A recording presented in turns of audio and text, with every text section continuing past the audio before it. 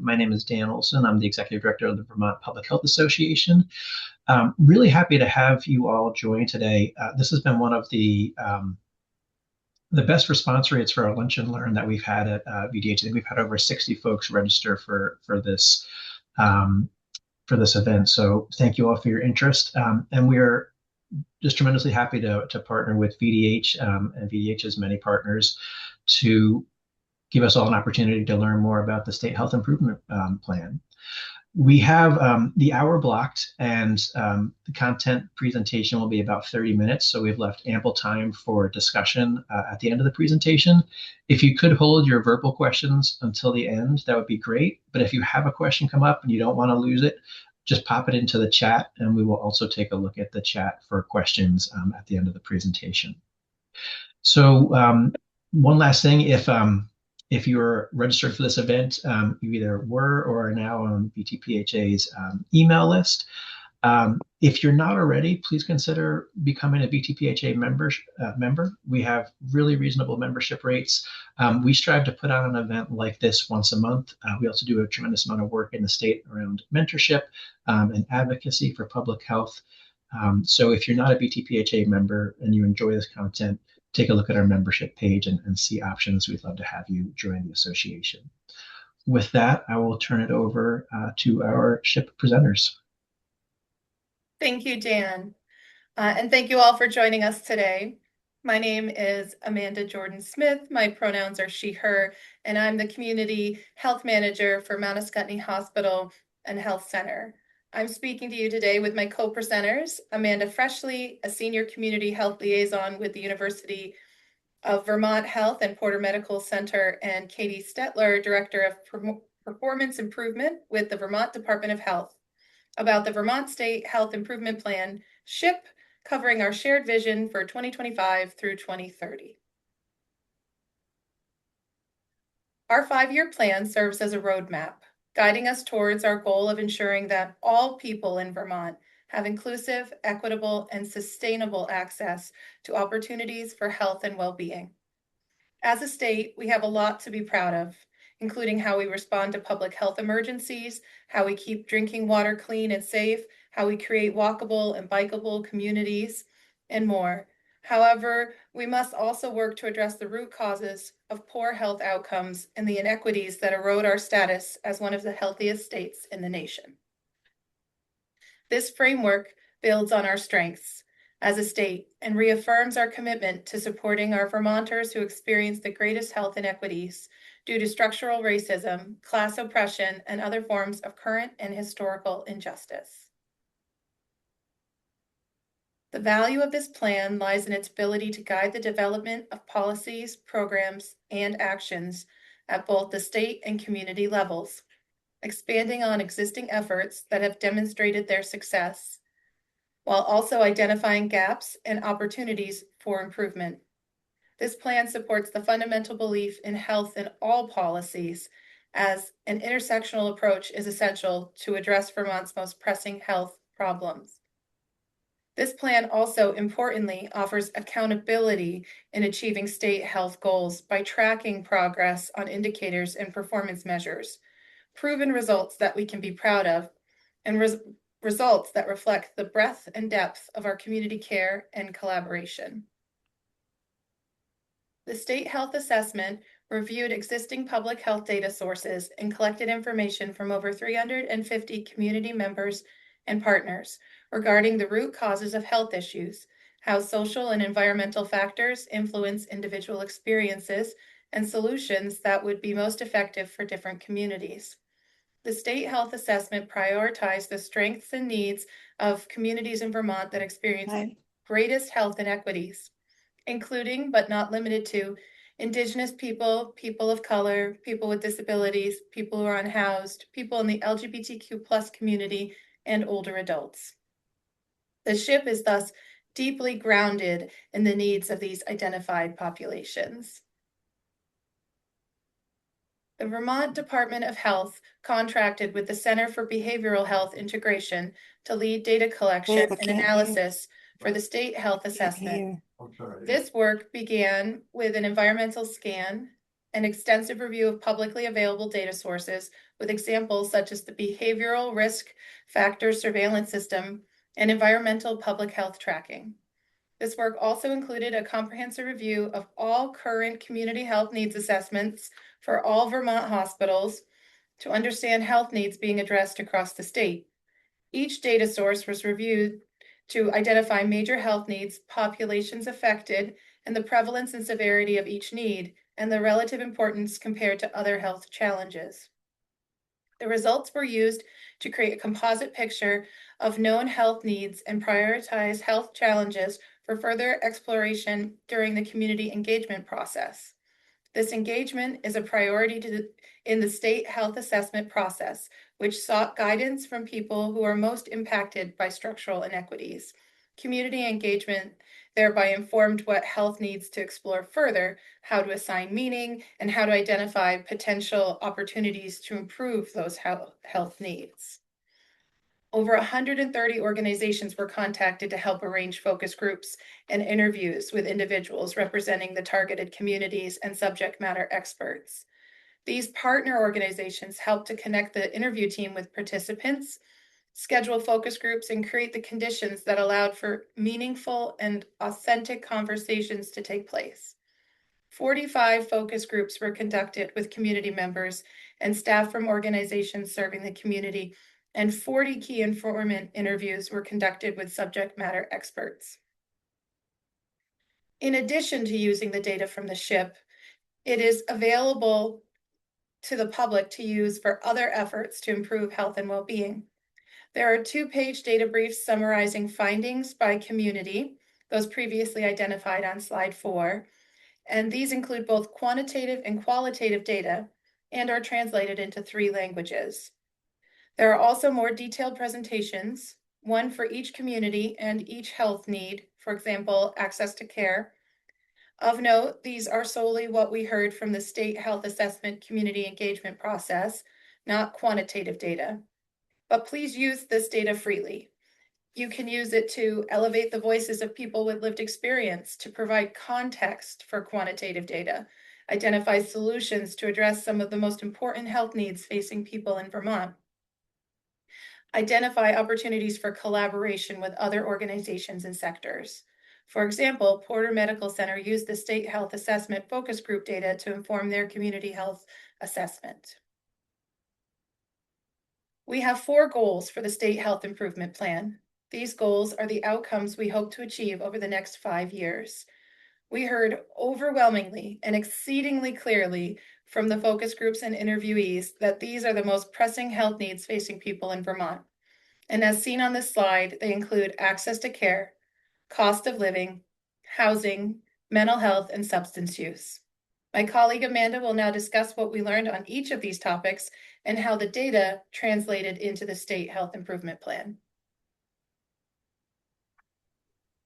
So for each SHIP goal, I'm going to first walk through the key findings, and then I'll share the SHIP strategies that address the key findings. You'll also see a few data points and quotes on the slides, though for time's sake, I won't read them all out loud. You will receive a copy of this PowerPoint. I think it's really powerful to see that what we heard from people in focus groups was also validated by our quantitative data. And as Amanda just said, you can find additional SHIP data and more detailed reports on the VDH website, which I just dropped in the chat. So starting off with housing, we heard in the state health assessment that safe, stable, and affordable housing is essential for people and communities. Poor housing is associated with health conditions like respiratory disease, cardiovascular disease, and mental health. And when people can't access affordable housing, they must choose between paying their rent or mortgage and affording essentials like food and healthcare. The key findings listed here are the most important factors that contributed to the health need. They were identified by the community. And the SHIP strategies are a direct response to these key findings. So the key findings for housing concerns included the following. There's a growing number of Vermonters who are unhoused or faced housing instability, especially among populations facing institutional discrimination, such as our LGBTQ plus community, people of color, and people with disabilities.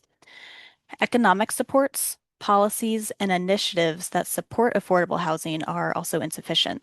Examples include extensive timelines and bureaucracy to get help and a lack of language supports and coordination. Third, there is insufficient use of available spaces and empty buildings, and this also contributes to a lack of housing inventory. And fourth, many people have to live in unsafe conditions. For example, exposure to lead paint or asbestos, including people facing frequent rent increases, people in temporary housing solutions like motels or cars, and people living in older buildings. As one SHA participant shared, the lack of affordable housing is pushing people down into losing their homes, into much, much, much increased economic stress for their households, much more vulnerability on all fronts. So the SHIP housing goal is to improve the availability of affordable, accessible, and safe housing. So what can be done to address this goal and the key findings? The SHIP strategies for housing focus on one, making sure that housing is considered as part of decisions made about housing. Two, building more houses. Third, expanding access to shelter options that meet people's diverse needs, whether that's after a flood, if they're in recovery, or whatever their circumstances might be. Fourth, making sure that everyone who is unhoused or at risk for being unhoused has access to our coordinated entry system. And lastly, addressing environmental health issues within homes like lead, asbestos, or flood-related impacts. Participants in the state health assessment also discussed the high cost of living in Vermont as another major barrier to their health and well-being. Key findings that drive the high cost of living include the burden of the high cost of living disproportionately impact communities that are already experiencing health inequities, such as older adults, Indigenous people, and refugees and immigrants.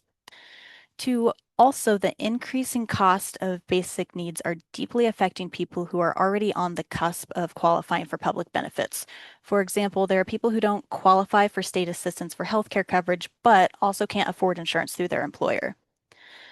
Third, the cost of basic needs forces people to deprioritize health insurance, physical and mental health care, or other healthy lifestyle choices. And participants described how the rising cost of essentials like housing, food, transportation, and healthcare force people to make difficult trade-offs and prioritize certain needs over others, and that's often at the expense of their physical and mental health. And lastly, the rising food prices are causing food insecurity and reliance on more inexpensive and less healthy options. As one participant shared, those making just enough not to qualify for benefits, but not enough to afford essentials, losing benefits like insurance when starting a job, despite still not making enough to survive. So goal 2 of the SHIP is to improve the health and quality of life by addressing the impact of the high cost of living. The SHIP strategies won't address the root cause of the high cost of living, but rather mitigating their impact on people's health. And those include getting more food into people's hands who need it, creating longer-term systems and policy change to promote food security, maximizing the reach of existing public benefits, advocating for policies that contribute to financial well-being, and fifth, enhancing pathways to education and employment.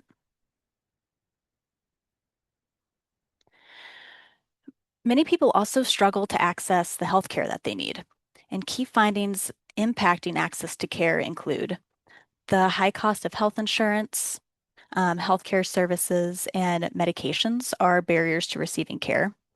Second, workforce challenges. Those decrease availability of services. For example, high turnover, low wages, provider burnout, administrative demands, and inability for staff to access housing. Those all impact workforce.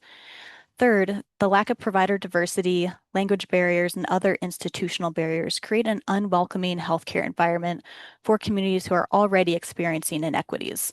For example, if buildings are inaccessible or administrative forms only offer two gender options.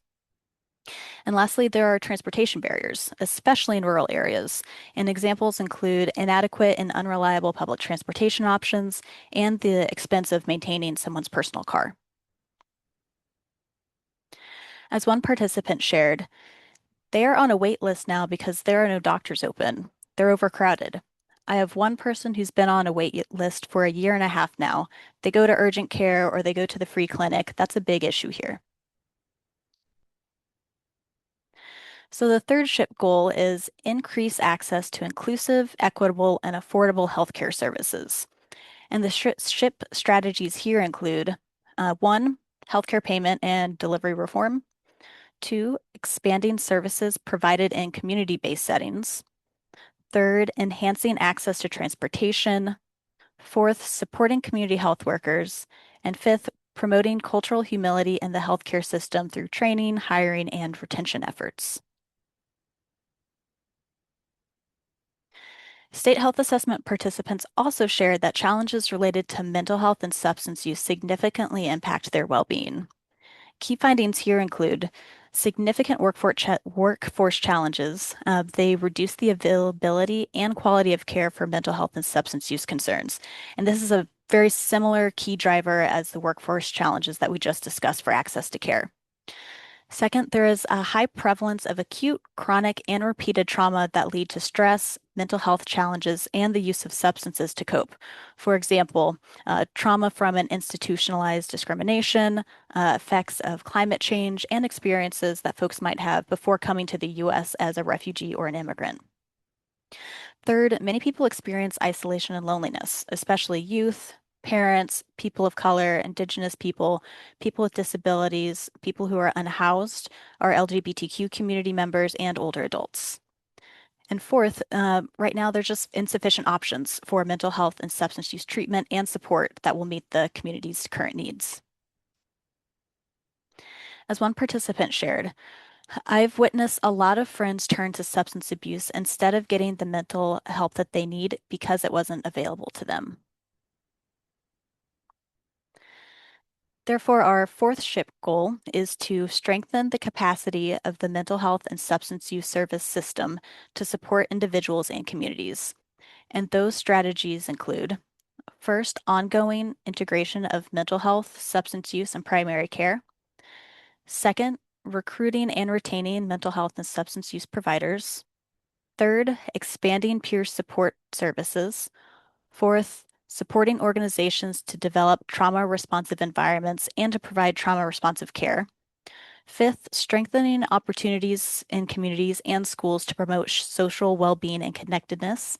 And lastly, expanding equitable access to our existing mental health and substance use services. So now that I've given an overview of the SHIP goals and strategies, I'm going to hand it over to Katie. Great, thanks, Amanda. So in addition to doing this work, all the strategies that Amanda just outlined, we also need to keep an eye on whether we're making things better for people in Vermont over time. And so we have two sets of metrics to track this. The first are indicators, which are a measure of how well we're achieving the goal overall. So these look at population level outcomes. We don't generally have direct control or influence over indicators, but do want to monitor and respond to high level trends. And so you can see these currently published in the SHIP. And then there's performance measures, which are currently in development. They are going to look at how well our strategies are working so that we can use them for accountability and to inform decision-making and improvement efforts. So is what we're doing working? Are we efficient and effective in carrying out the strategies? And the performance measures will contribute to achieving the population health indicators.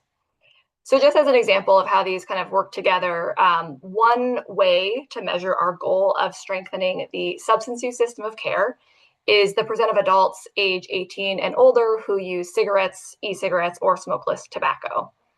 A corresponding performance measure could be the percent of 802 quits registrants who complete 4 or more sessions.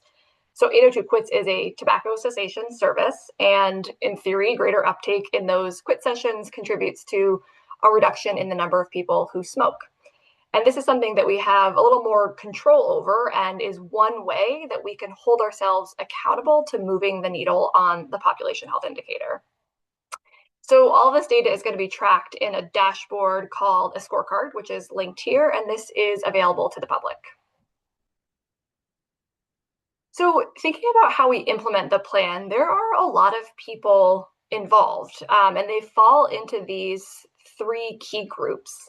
The first are SHIP work groups. So there's one work group for each of the 4 goals who lead development and implementation of the plan. They chose the specific strategies and indicators that you see in the plan and continue to collaborate with other organizations and communities to make sure the SHIP is used as a tool to guide decision making and action. And they also make sure we're communicating progress to the public. The SHIP Coordination Committee is another layer to make sure that the plan is being implemented as intended. So they help to raise awareness about the SHIP as a tool for organizations to use in their work. They identify opportunities for collaboration across work group and help to address identified challenges. And so there's representatives from each work group, plus other folks who have some sort of interest or expertise in the SHIP goals. And then the Department of Health, where I sit, provides backbone support for implementing the SHIP over the 5-year period of the plan. So the State Health Improvement Plan is not the health department's plan, but we do play a role in making sure that it happens, helping to facilitate ongoing commitment and communication and make sure that we have clear plans of action. Here you can see the organizations that are represented on the SHIP work groups. There are state agencies, community-based organizations, people with lived experience. There's a lot of contributors from across the state with diverse areas of focus and expertise. And this highlights that a lot of people have a role to play in achieving the SHIP goals. And special thanks to these folks for really bringing the SHIP to life and keeping us moving forward. We absolutely could not do it without all of their involvement. So deeply appreciated for their time and expertise. So here are some ways that you can use the SHIP, whether that's you as an individual, as a program, as an organization. We really encourage folks to think about how you can leverage your unique resources, expertise, or partnerships to help meet our state health goals. So that could look like advocating for policies or resources, using the SHIP to make the case to your funders or to the legislature about why something is important. You can use it to prioritize programs or activities to focus on, and I'll give an example of this in a minute. You can use it to identify partners to collaborate with on shared goals or facilitate coordination across partners. We know that we have to work across organizations and sectors to improve the health and well-being of people in Vermont, and so hope that the SHIP can be a tool for promoting some of that coordination and collaboration. And lastly, using the SHIP to remind yourself of how your work fits into the bigger picture. I think, especially right now, it can feel easy to get caught up in the daily grind. And so this can be a touch point to zoom out, see what we're all working towards, hopefully feel part of something bigger than our individual programs and activities, and know that you are doing really important and meaningful work. So I want to share just a brief story from one organization about how they have used the SHIP to prioritize an initiative to work on. For a little bit of background, the Rutland District Office is one of 12 offices in the state that is part of the Department of Health and serves the Rutland community. So they operate programs focused on chronic disease, family and child health, emergency preparedness, just to name a few. And through these programs, they provide some direct services like WIC and immunizations, but most of their time is spent collaborating with community partners to improve health at a systems level. So through healthcare reform, through municipal planning.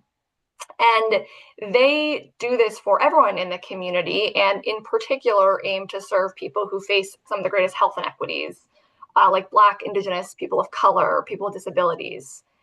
And so their team is really eager to work together more strategically to advance the health of people in the Rutland area. Over the past few months, the Rutland District Office has been using the SHIP as a way to come together on strategies that cut across all of the different programs that they lead. They wanted to identify a project that they could all collaborate on that would bring them out of the silos that they often find themselves in. And they chose the SHIP as a guide for this work so that they could intentionally align the work of their office with statewide priorities. So it was meant to support more coordinated systems level thinking. So to bring that idea to life, they went through a very deliberate but also very simple exercise, which started with reviewing all the strategies in the ship and removing any that were out of scope of their normal practice. They then compared the remaining ship strategies with those in the hospital's community health improvement plan to further refine the list. Then they came together in person. Each person on the team looked for areas with the most overlap between the ship and their program work plans. And they just went around and put sticky notes on the strategies that had the most alignment so that they could really visualize the areas of overlap. And from there, they saw that food security was the most commonly shared priority across their areas of work. If you remember, one of the SHIP goals is to mitigate the impact of the high cost of living on people's health and well-being. And two strategies in the SHIP to help achieve that goal are around making sure that people have consistent, dignified access to nutritious food, and also promoting sustainable systems and policies that create food security. So the Rutland team agreed to focus on just one activity related to food security, which is working with municipalities to integrate food access planning into their town plans. So for example, if Shrewsbury is inaccessible due to a flood or a storm, do they have a system to make sure community members can access food during that time? And again, they chose just one activity. They took this sort of macro level plan and whittled it down into one thing that they can do that aligns with their existing work, but also push them a little farther outside of their day-to-day work. And so as of right now, the Rutland District Office is currently turning this shared commitment into specific action for each staff person and program in the office. And so this story is going to have a part 2 in the coming months. All right, so just to recap this example of how one organization used the SHIP. First, the Rutland District Office used the SHIP to identify shared action that they can take that advances statewide goals. They identified food security as the top priority for their office, and they are working to identify ways to help municipalities integrate food access planning in their town plans. So hopefully this helps to illustrate how anyone can pick up the SHIP and use it in ways that are meaningful and helpful to your work. As we close out, we just want to share some ways for people to get involved. We would love for you all to be part of this SHIP movement. Here are a few options. So one could be to tell us how you're using the SHIP. Similar to the story from the Rutland District Office, we want to collect examples of how organizations are using the SHIP to guide the development of policies, programs, or actions that contribute to achieving the state's health goals. We want to be able to celebrate and lift up how different people are integrating this into their work. So you can contact me directly. My email is on this slide here, and then we would just set up a time to chat to learn more. Another option is to sign up for Public Health in Focus, which is a newsletter that provides examples of public health in action. And it's also one place where we're going to be highlighting some of these SHIP success stories. Third option is to join a work group. So again, there's one work group for each of the 4 goals in the SHIP. They meet monthly to collaborate with, learn from each other about successes, challenges, opportunities in implementing the plan. Again, the work groups include representation from state agencies, community organizations, and people with lived expertise. So feel free to add your email to the chat now if you want to be involved, and I can follow up with you. Otherwise, again, my email is here if you want to reach out later. And lastly, we encourage you to just stay up to date on the state's progress. We're going to, of course, we're going to issue an annual report each summer describing successes and challenges and highlighting the data dashboard I mentioned earlier. This is going to help hold us as a state accountable to doing the work outlined in the plan and maintain momentum for the hard but important work that we have before us. So here's contact information for myself, Amanda Freshley, Amanda Jordan Smith, if you'd like to reach out to any of us at any point. Otherwise, we are happy to take questions. Thanks so much, Katie. And I see we have a couple of questions in the chat, and so maybe we'll start with those, and then we can move on. If folks want to ask a question, if you want to raise your hand, it might just help us create some order to questions. But I'm just going to start by reading the first chat question. How does the SHIP 2025-2030 address known limitations in disaggregated racial and ethnic data in Vermont to ensure that interventions are not only evidence-informed, but also responsive to the lived realities of Black, Indigenous, and other people of color, particularly when small sample sizes risk masking disparities and under-resourcing impacted communities? Mm-hmm. Yeah, that's a great question. I think it's a perpetual challenge in Vermont because of the small size of the population and needing to be able to maintain confidentiality of the data. That's a big reason that we really chose to focus on qualitative data collection and analysis for the state health assessment, which serves as the basis for the SHIP. So as Amanda talked about, the focus groups and the interviews that we did with people who are members of or serve populations that we know experience some of the greatest health inequities. So Indigenous people, people of color, people with disabilities, people who are unhoused, older Vermonters, the LGBTQ community. We really tried to center our understanding of the strengths and needs of people in Vermont around those populations, and therefore designing strategies that address those needs.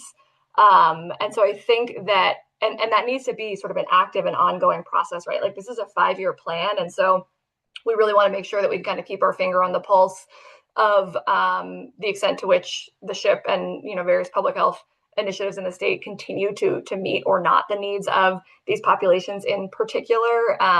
So I think that is really important. The other thing that we tried to do in selecting the population health indicators that will be in the state health improvement plan was prioritizing those that we can disaggregate. Often, it depends on the data source and where that's coming from. But we really did want to the extent possible, be able to look at some of those population level metrics broken out by race, ability, age. So that was part of the prioritization process in selecting those indicators. And a second question from the chat, how does the SHIP move beyond engagement towards shared accountability by embedding BIPOC community leadership into governance, decision-making, and performance monitoring structures, such as the scorecard indicators, funding priorities, so that racial equity goals translate into sustained measurable change at the local and systems level? Also a great question. What we're really trying to do with the state health improvement plan is make this make it a shared plan for the state, right? And so by design, the SHIP work groups that I mentioned they hold a lot of the kind of ownership and responsibility to both in terms of the development of the plan, but also making sure that it's being carried out as intended. And so really tried to make those work groups as diverse and inclusive as possible, and to bring some of that shared decision making out of just the Department of Health, right? But in terms of the people who are really leading this work moving forward. So I think that is one way that we have done this, continue to do this. But I think that is a really central challenge and question that we even talk about within the work groups is how do we make sure that this doesn't remain sort of stale and just based on, this deep dive we did in 2024, but how do we continue to engage through, communication about the work that we're doing and revision of strategies in response to changing priorities and, funding at the federal level and things like that. So I think there are some ways that we have started to do this, but it is certainly an ongoing conversation. And Amanda and I welcome any other kind of reflections that you have. I would concur what you said, but add that I think it was very intentional work to not repeat extractive practices of the past. This isn't talk to us so that we can share your trauma and benefit from it. It was talk to us so we can create goals that really success looks like when you succeed too. Like this is our shared success. I feel that opening up the work groups to folks is critical to this, but also Katie was talking about how we communicate how the plan is going. It's not just the scorecard. We're going to share about different examples of people and organizations and policies that have engaged the ship, and what does that look like, and really being intentional about having a diverse field of things to share and people stories to share, so that people see themselves reflected, not only in sharing what's they're struggling with, but also in that success. And so I think that this is the efforts that have learned from those mistakes, those extractive practices, those we listen but don't act. And I think that this is a bridge from moving where we are to having a bigger table, having the right, looking around and saying who's not here and inviting them to come in, and really understanding that if we don't have the data, the quantitative data, the qualitative data still has meaning. And those stories deserve to reflect in our goals and our plans. And I'll have Amanda also add if there's anything she'd like to speak on that too. Well, I don't know how I would say it any more beautifully than that. That was very well summarized. Um, and it, just in the same realm that you were saying too, I think looking for ways that folks can participate in whatever way makes sense to them, like knowing that sometimes going to another meeting just isn't realistic, or asking for that much time from someone um, might not fit.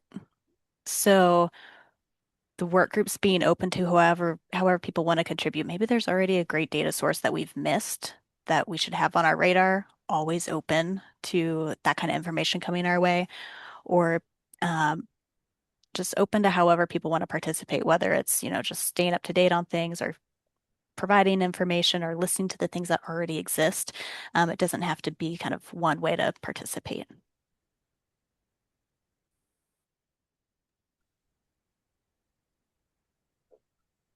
Molly, go ahead. Thanks, Dan. Thanks, Katie and Amanda squared.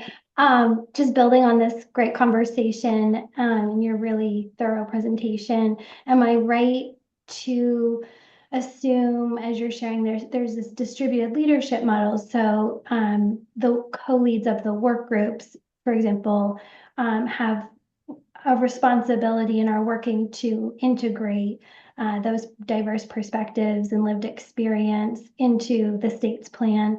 And the follow-up questions that would be building on Jeffrey's questions, in terms of performance measure integration, I feel like I should know this from working with you, Amanda, freshly. But is there the intention then to incorporate individual organizations' performance measures into that scorecard, Katie, and make that data transparent so we're tracking as a state how we're making collective progress? Yeah, so that's kind of like what Amanda Fresher was just saying, is we want to create this model where people can be implementation partners in this in ways that feel, appropriate and feasible to them. And so it could be joining the work group, but one of the options is around people are already collecting data on what they're doing in so many really important ways. And so that is one option. If there is an organization or a program that is already doing work related to one of these strategies, and they're willing to share performance data to kind of build into that scorecard and contribute to this shared accountability, that is also a really useful way to engage. So yeah, that is how we're trying to build it out. Thank you. Just to add on to this is all of you joining today, this isn't the ship that's being given onto you. This is our ship. So if you feel moved to join these groups, or if you know somebody whose voice may not be heard, or an organization that can really contribute to this, or champion something, or bring a new perspective, I guess we bring this information as a not only information, but also a call to action. Be partners in this. This is our ship. Who would you like to see in these work groups, and how can we all contribute to it? So a collective ownership of this work.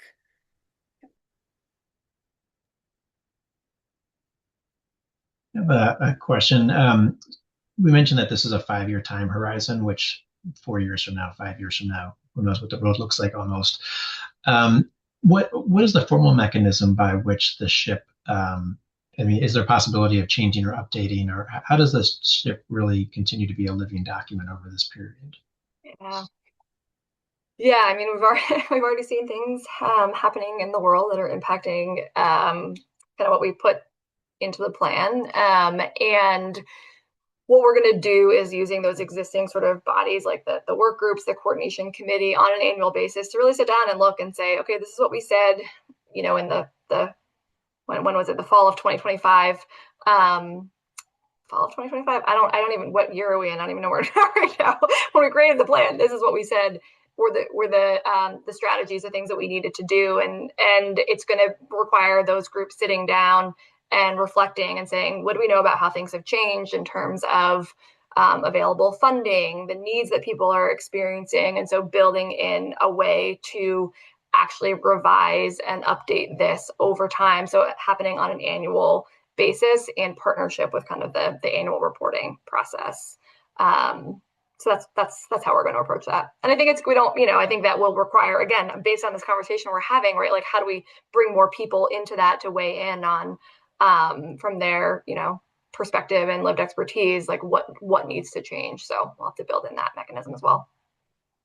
Great, thank you. Yeah. Any other questions from the group?